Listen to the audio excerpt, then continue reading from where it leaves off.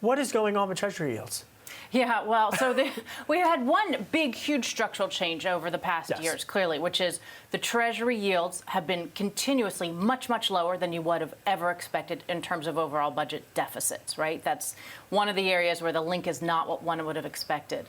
But I think there's a whole lot of things going on here, and most of them, unfortunately, are not good. There's a decent amount of pessimism about uncertainty, future lower levels of growth, and declining or lower levels of productivity going forward. So that's a pessimism that's keeping people wanting to come to these super safe investments.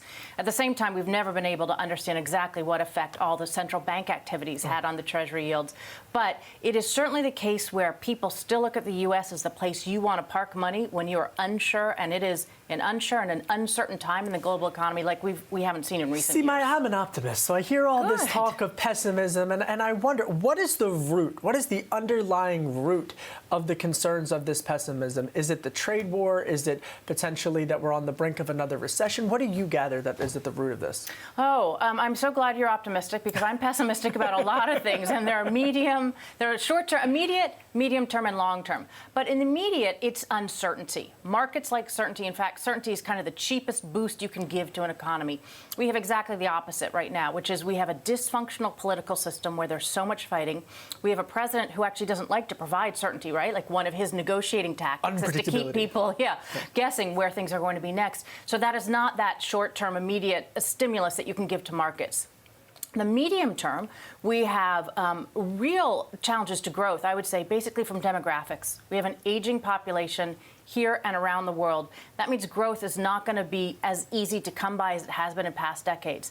And at the same time, medium, I guess, or long term, but probably more medium term, we have so many bigger challenges about what is going on in the world as we have changing geopolitical issues that are affecting the power structure, both economically and geopolitically. And we have changes from technology that I think also add uncertainty. So there's a lot of question marks, I think. And again, people are drawn to the U.S. at times with those question marks.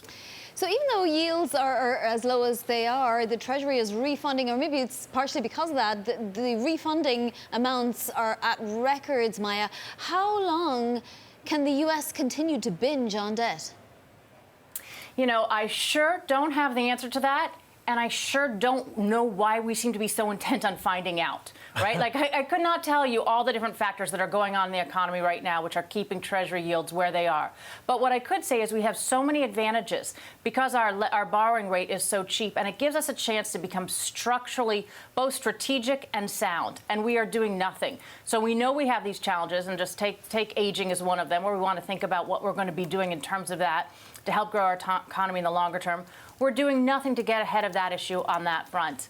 And certainly on the issue I focus so much on, but our fiscal health, it is absolutely inconceivable to me that because rates are so low, we wouldn't use this moment to get our fiscal situation under control so that our debt is not going faster than our overall economy. And instead you hear calls of people saying, let's borrow even more when we're already on track where single fastest growing part of our federal budget, interest payments on the debt. So I don't want to find out how long this can last, because I want us to get the situation under control before rates start to work against us for some negative reasons.